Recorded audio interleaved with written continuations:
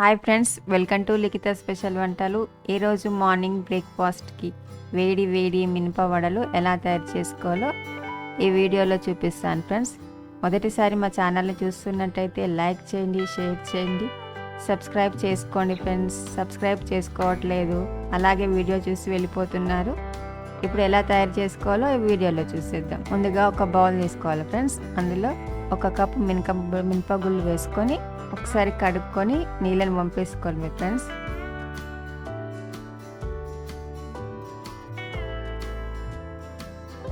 అందులో నీళ్ళు పోసి పెట్టుకొని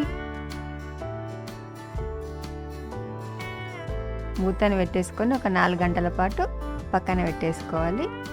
తర్వాత ఒకసారి ఇలా మినపప్పుని కడుక్కొని వాటర్ పంపేసుకోవాలి ఫ్రెండ్స్. ఒక మిక్సీ జార్ తీసుకొని కొద్ది కొద్దిగా మినపగుళ్ళు వేసుకుంటూ పిండి మెత్తగా వచ్చేలాగా మిక్సీ పట్టుకోవాలి.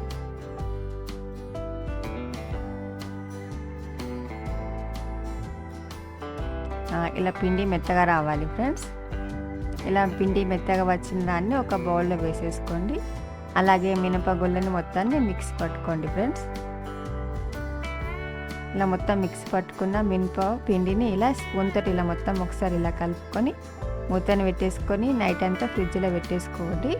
మార్నింగ్ మూత తీసి చూడండి ఫ్రెండ్స్, ఇలా కొంచెం గట్టిగా అవుతుంది పిండి. ఇలా మొత్తం ఒకసారి కలుపుకోవాలి.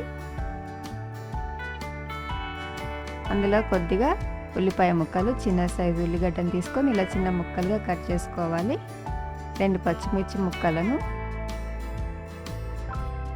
కొద్దిగా కరివేపాకు వేసుకోవాలి ఫ్రెండ్స్.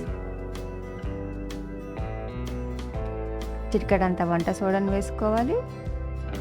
1 టీ స్పూన్ జీలకర్రను వేసుకోవాలి. ఉప్పు తగినంత వేసుకొని పిండిని మొత్తం ఇలా కలుపుకోవాలి ఫ్రెండ్స్. ఈలోపు మనం డీప్ ఫ్రైకి సరిపడా ఆయిల్ని వేడి చేసుకుందాం. పిండిని కలుపుకుంటూనే ఆయిల్ వేడెక్కాక ఇలా చేతితోటి కొంచెం పిండిని తీసుకొని ఇలా మధ్యలో ఇలా హోల్ పెట్టుకొని ఇలా వడల్లాగా వేసేసుకోవడం ఫ్రెండ్స్. ఇలా వేసేసుకోవడమే.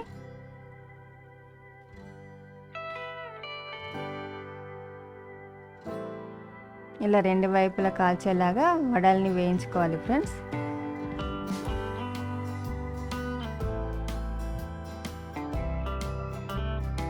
వీటిని తీసేసుకోండి ఫ్రెండ్స్, ఇవి వేగిపోయాయి ఇప్పుడు. అలాగే మిగతా పిండిని మొత్తం వేసేసుకోండి.